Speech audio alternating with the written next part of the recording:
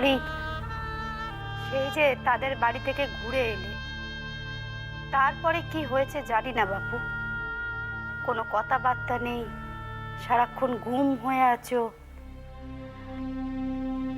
দেখো, তুমি আর আমি কি করব বলো? মেয়ে যখন নিজের সংসারটায় টিকিয়ে রাখতে পারলো না, আমরা তো আর কম চেষ্টা করিনি কো। আচ্ছা, তুমি এরকম কেন করে আছো একবার বলবে? হ্যাঁ জলপার্বতী, আর সকালে ওদের পাড়ায় গিয়েছিলাম। ওই একজনের থেকে কিছু টাকা পাওনা ছিল, তা দেখলাম। তা কি দেখলে? দেখলাম তারা বিয়ের সবজি বাজার করছে। তাদের প্রত্যেকের মুখে কত হাসি। আমার জামাইও সেখানে ছিল, বুঝলে?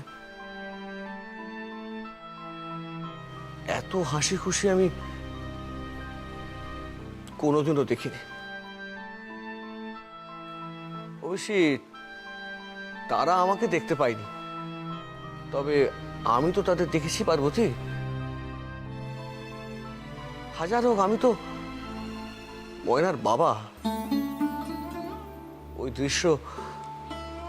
ওই দৃশ্য দেখার পরে আমি... কিছু মনে করো না, তোমাকে একখানা কথা বলি। এই যে তুমি বললে না যে তাদেরকে তুমি খুব হাসি খুশি দেখেছ, এর আগে জামাইকেও নাকি এত হাসি খুশি কখনো দেখোনি কো? পার্বতী, সত্যি কথা বলবো, এতে ভয় কিসের? তারা পরের লোক, তাদের নামে যতই আমরা নিন্দা করি, এ কথা তো ঠিক যে তোমার মেয়ে তাদের হাড় মাস জ্বালিয়ে পুড়িয়ে খেয়েছে। কিন্তু এই মুসলমান মেয়েটাকে দেখো, নিজের ভবিষ্যৎ গড়ে নিয়েছে। মুসলমান হোক আর যাই হোক, চাল চলনে বলো, নেকা পড়ায় বলো, জামাইয়ের সঙ্গে তাকেই মানায়। তাই জন্যই তো তারা এত খুশি। আর এত বছর সংসার করার পরেও আমার মেয়ের জন্য তাদের কোনো দুঃখ নেই। সে মরলে তাদের হাড় জুড়োতো, এমন মেয়ে তোমার।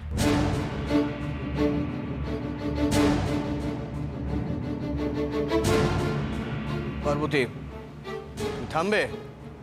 তুই যাও যাও যাও, এখান থেকে তুমি চলে যাও। আমার তো মাঝে মাঝে সন্দেহ হয় যে সত্যি সত্যি তুমি মেয়েটার জন্ম দিয়েছিলে তো। তুমি কি মা? হ্যাঁ, তোমার মুখে কি কিচ্ছু আটকায় না পার্বতী? মা,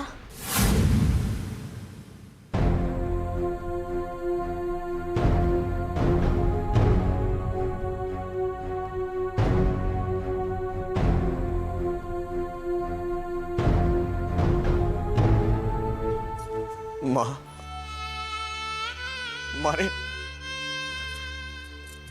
কি বাবা? বাবা গো, বাবা, বাবা তুমি কাঁদছো কেন? কেঁদো না বাবা, কেঁদো না।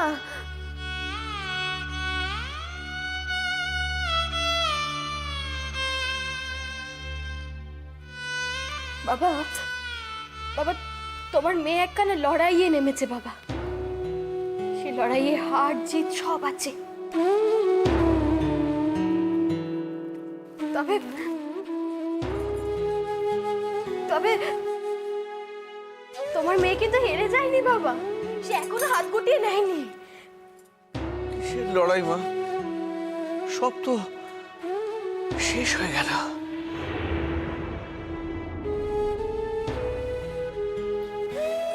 না বাবা, এখনো কিচ্ছু শেষ হয়নি, সবে শুরু। এবার শেষের শুরু। এ তুই কি বলছিস মা? আমি নিজে তো সই করা কাগজটা ওদের হাতে দিয়ে এলুম। তাছাড়া আজ বাদে কাল তার বিয়ে। একটা একটা সই কি সব ভেঙে দিতে পারে বাবা? কাগজের থেকে মানুষ সত্য। তার মানে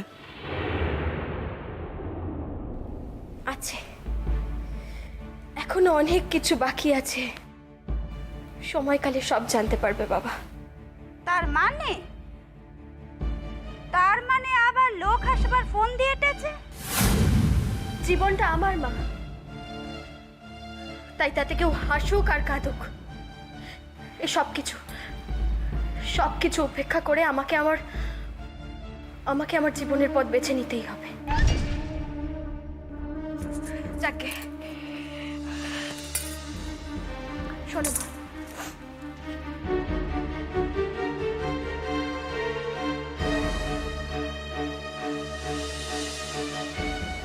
আমার তোমার সাথে জরুরি একটা কাজ আছে। আমার সাথে আবার কি কাজ আছে? আমার টাকাগুলো আমার চাই। টাকা? কিসের টাকা? বারে মা,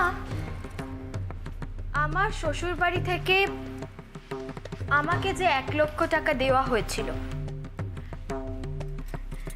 সেটা তো তুমি তোমার কাছে রেখে দিয়েছো মা।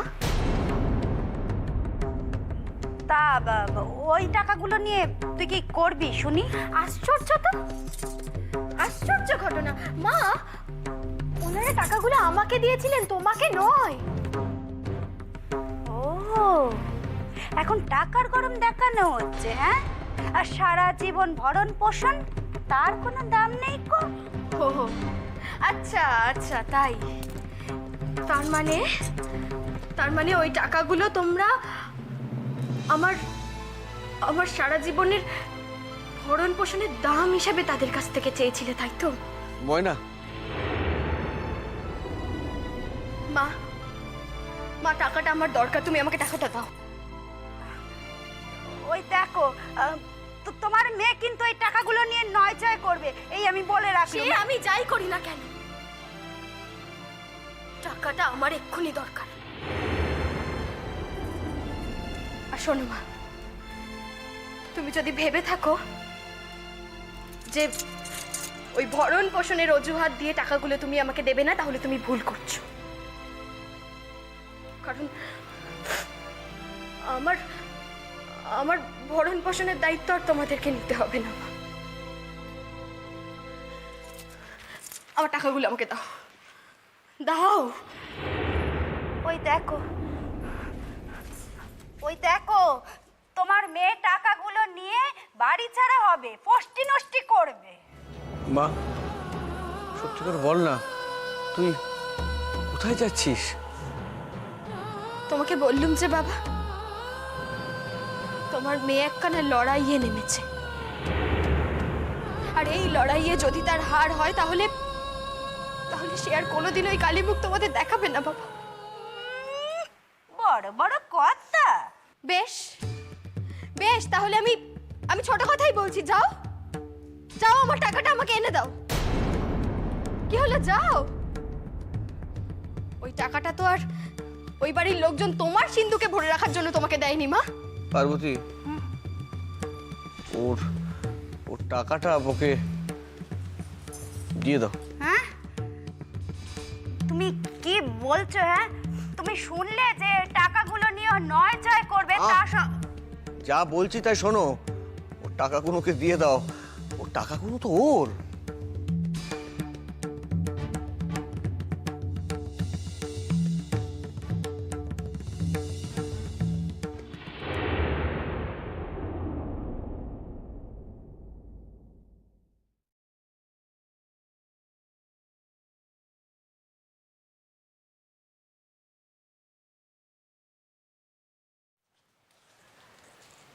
ময়না, মা মা তুই কোথাও চলে যাবি নাকি?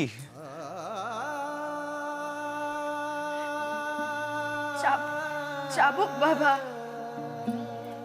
আজ নয় পরশুদিন। তার মানে? তোমার জামাইয়ের বিয়ের দিন বাবা। মা তুই কি বলছিস মা?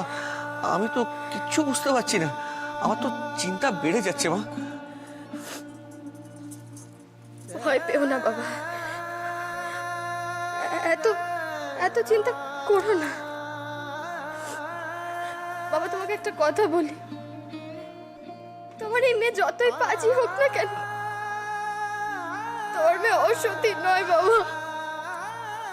এই নে টাকা।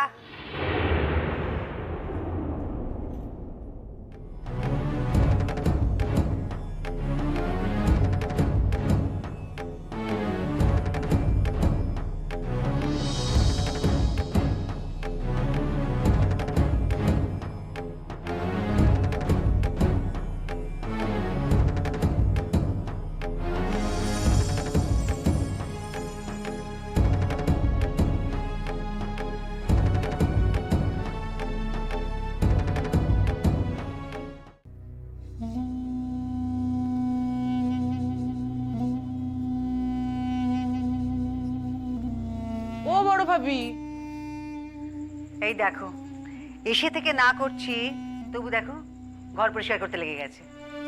কি আমি না কি বলছো? বড় ভাবি কইতে আসছিলাম, সোনা বাবাই তো মাইয়াটারে লইলে এখনো আইলো না।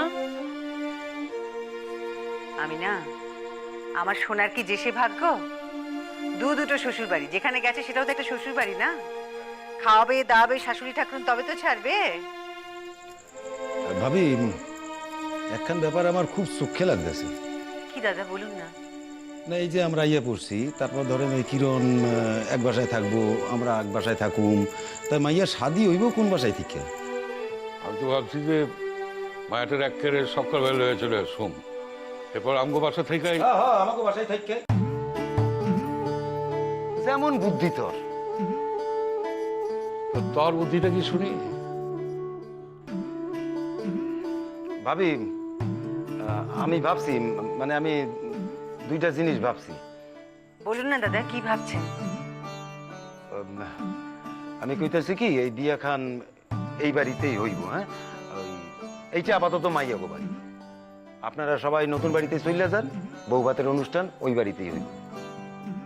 বাবা জয়া, সাবুদ্দিন তো দেখি মাঝে মাঝে সাজেশন খারাপ দেয় না, ফর চেঞ্জ অবশ্য। পেট ভর্তি হিংসা তো।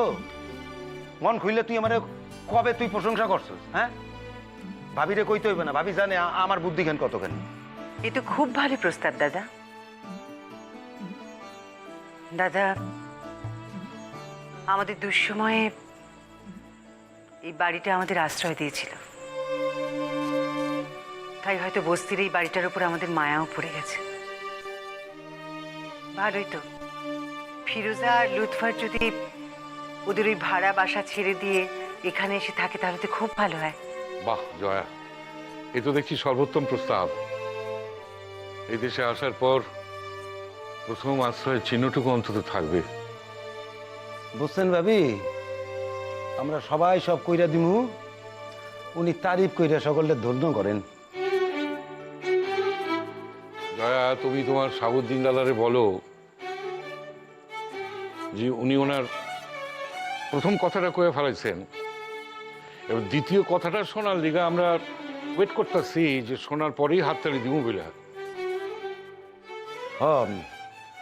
আমি ভাবতে আছিলাম এই শাদি খান হিন্দু আর মুসলমান দুই ধর্মের নিয়ম অনুসারেই হইব। ওই কিরণরে যেমন কবুল করানো হইব, তেমনি ওই কিরণের মাথায় সিঁদুর পরাইয়া সাত পাকে ঘোরাইয়া এই শাদি খান দেওয়ানো হইব। এতে কি কারোর আপত্তি আছে? ও জয়া, আমাদের বাড়ির অভিভাবকটা এখন সে, আমাদের আপত্তি রাখলে চলবে কি করে? তাই হবে। দাদা, আমরা তো সকল ধর্মের উপরে উঠতে পেরেছি, তাই সোনা আর কিরণের বিয়েটা আমরা অন্তর থেকে দিতে পারছি। এখন এক ধর্মেই বিয়ে হোক আর দু ধর্ম মেনেই বিয়ে হোক, তাতে তো আমাদের কিছু যায় আসে না দাদা। আম্মু,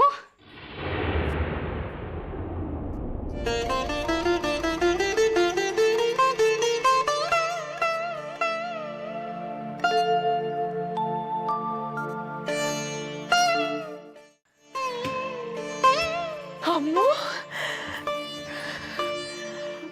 আম্মু, কেমন আছো? আম্মু রে, কতদিন বাদে তোরে দেখলাম।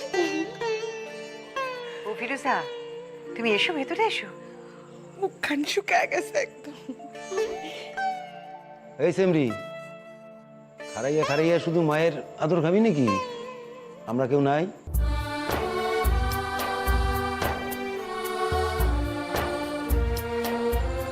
কেমন আছেন আপনি? হ মা, খুব ভালো আছি। ঐশ্বর্য, ওখানে খারাই রয়েছো কে? আইসো আইসো, আমার নিকটে আইসো।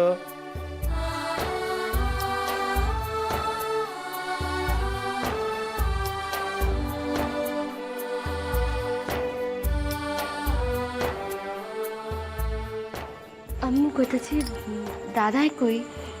দাদা, ওই বড় ভাবি একটু দোকানে পাঠাইছি, ওহনি আয়া পড়বো।